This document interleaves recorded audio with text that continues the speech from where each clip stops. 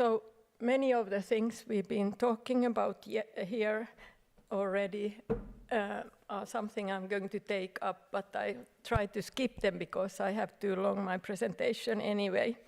So I'm going to talk about the climate change more from the societal perspective. And when Mikael Fortelius was starting with this paleo perspective, so I would say that when we are talking about the human perspective, we're actually talking about the coming hundreds of years, or hundreds of years, or tens of years, and how these two things are connected. So firstly, about this connection of climate change to planetary and societal change.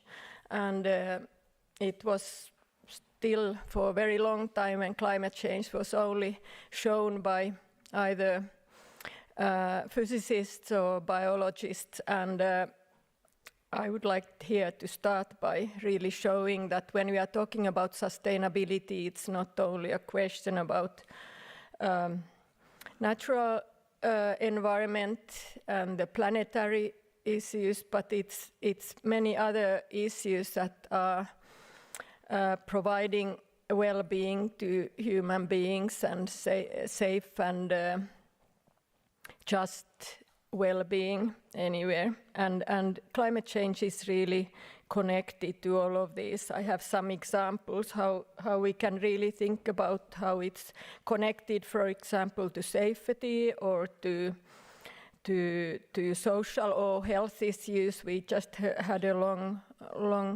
session on the health connections. But also on the economic side, that's very much studied nowadays. Of course, it's not only climate change in the natural capital, but it's also biodiversity issues and natural resources as such.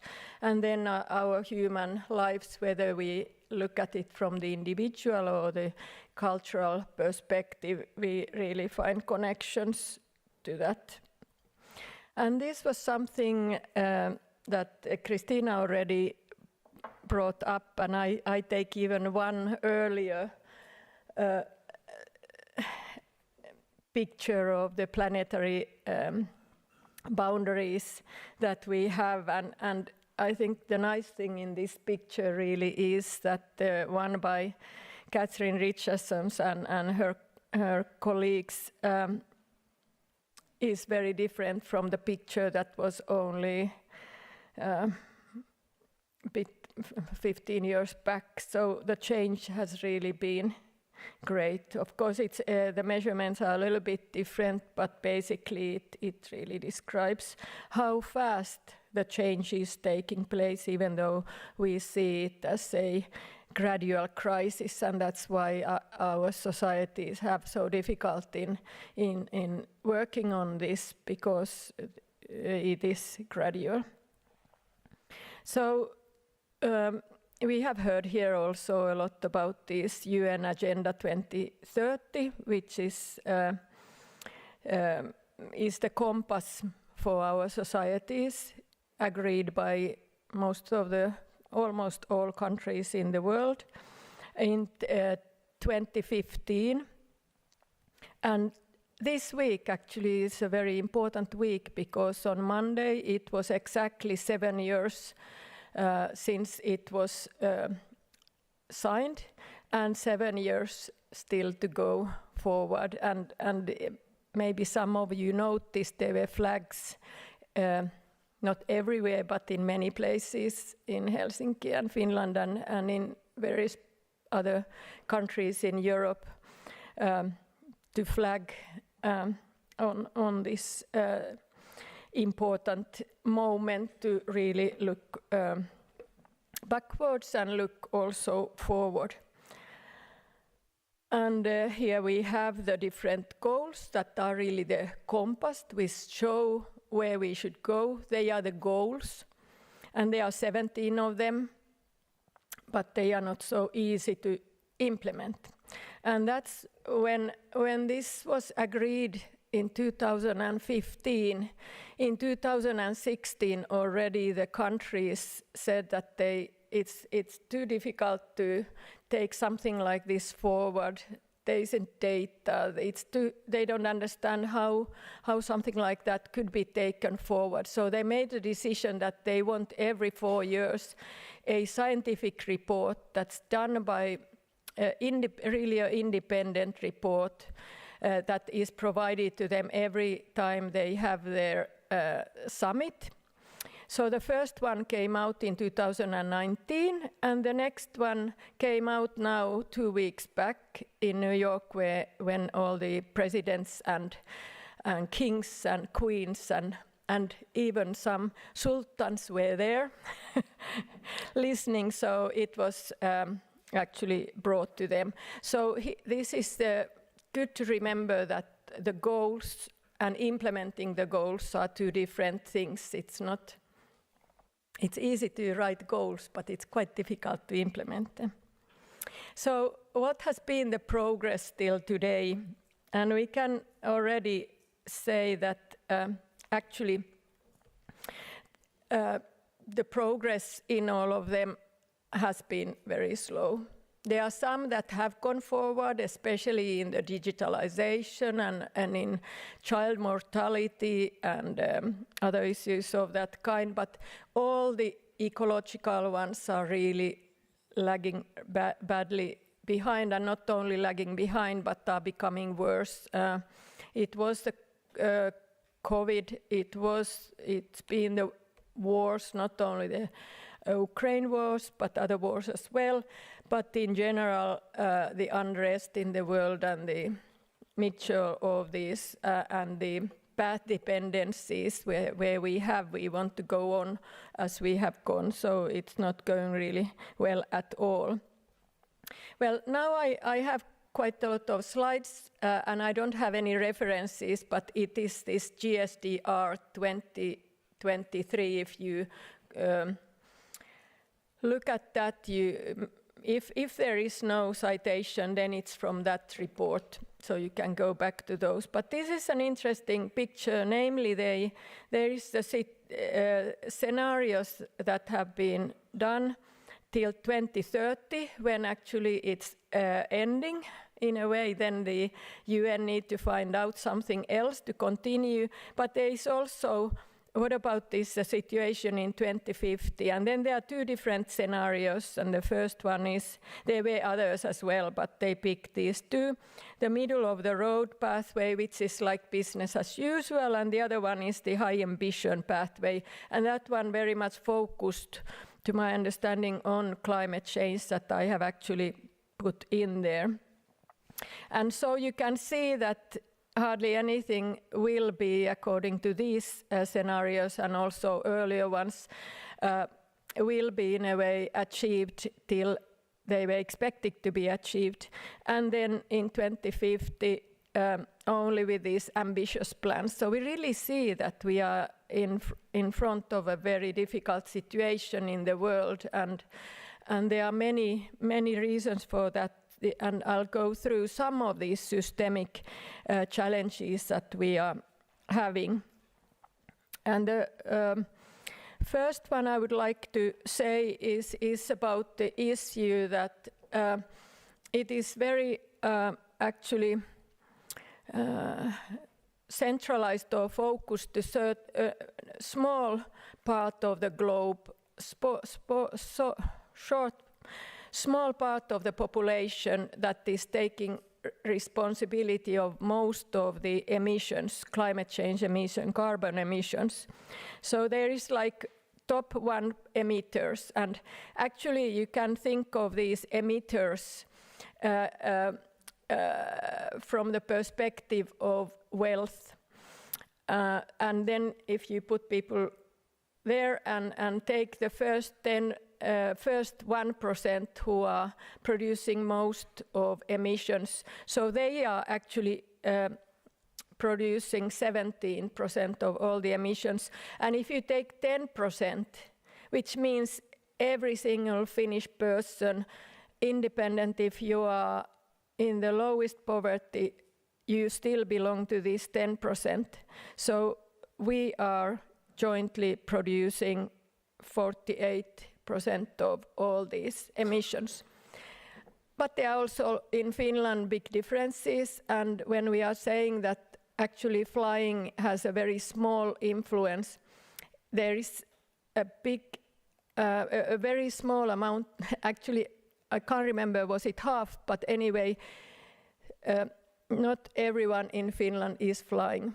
It is about half the scoring. So the injustice here is, and when we are talking about, for example, the 1%, so that is not really having high life, but it is something connected with how we buy shares and invest money, and through these investments actually it's coming out, and so it is all very complicated. The other issue is that everything is so incredibly connected nowadays, and it's of course the goods and the climate impacts, but it's also people, it's values, it's money. Everything is very interconnected, and so it is difficult to manage it, but it also includes lots of injustices, so that actually, for example, at the moment in Finland, when we look at our success, so we are always, when we compare countries, Finland has been number 1 already 3 times, so we are the best in the world, and still we have a big impact on ecological issues, about impact beyond our borders. So the consumption we are having here is very much impacting other countries, their ecological state, but also the social state. So this one causes challenges, and the losers in this whole game comes from different ways. There is, of course, the intergenerational question that the young ones and those who are not yet born are suffering from our behavior today.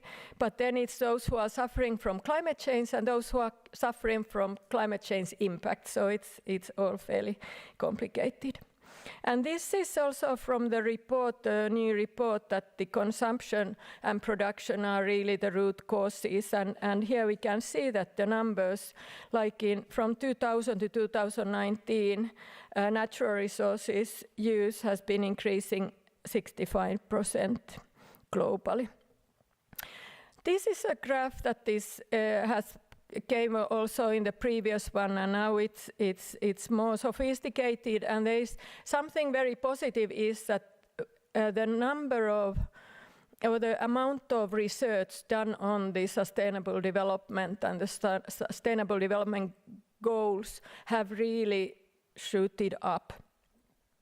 But this kind of analysis where you look at actually not the impacts, but you look at what are the policies or the actions taken, you can see it also those are many times having positive impacts, so that when you do something it affects positively to others, but it also has negative ones, and here they are the dark brown colors, dark blue colors, which really show that, for example, here they had an example that when you do large-scale investments to renewables and clean energy, you really combat climate change. And maybe we do need that today, like we are talking a lot about in Finland, that at the moment we need a lot of these innovations and actions. But it also have negative impacts because it relies on the critical minerals. And so when we are doing these kind of things, we really have to manage very properly really are we having significant greenhouse emissions? What's the biodiversity losses you hear? What's the water pollution, human rights violations, and also the work-related fatalities and injuries from the using of the, for example, the critical minerals that are also causing the greenhouse emissions. And here is another project that is very interesting from the positive side. This is from Stockholm Resilience Institute, the Stockholm Environment Institute, actually a new report where they have a project where they are looking at these positive things that you actually try to get into the policies of different countries, actions on, for example, climate change that is also affecting positively. Here is an example from Nigeria, also having positive impacts on air pollution and that way for public health. But as I said earlier, it's a bit tricky with this implementation as such, because we know that they are so interconnected, and we can always pick. There's always, when you go to, not anymore, but in 2019 still, what's your favorite SDG? And then there were some, I'm working in the labor company or in the labor union. I think that the labor is most important. So this is out of question. They are so connected, so we need really to move ahead and do something else. So the way to go forward is really to have a model where we change the systems instead of looking at the individual ones. And the systems that are raised here are 6 different systems: human well-being and capacities, sustainable and just economies, food systems, healthy nutrition, energy decarbonization, and also urban, peri-urban issues, and then securing the global commons. And this is very important that you use a different kind of actions for that, not only governance and policies, but also economy and finance, individual, collective action, science and technology, and then capacity building. And the main thing is that these need a common mission, vision where to go. The path may be a bit different, but this is the way forward. There are examples of all these, and every single one links with the different SDGs. That's how our systems are built. And the Finnish strategy is actually built according to the previous one, so that it is system-based. And this is very unique in Finland. Our strategy is system-based, and we are trying to change, for example, food system and so forth. So I would just like to say that the difficulty here, or not the difficulty, but the way that is hard to understand is that when we are trying to make these changes, we really need to it takes a long time when we come with innovations to really ensure that they are making a leverage.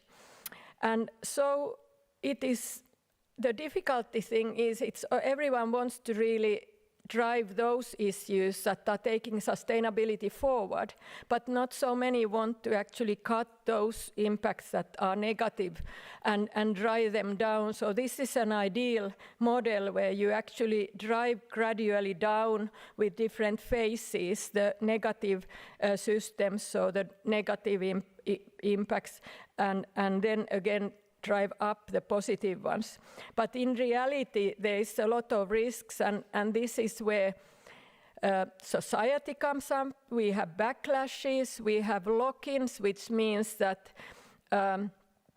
we have path dependencies, we have invested a lot in industry, certain kind of industry, and then we can also just have that there is no political support, there is not support in the society to something, and then it just flops. But the idea, of course, it is to make the big change.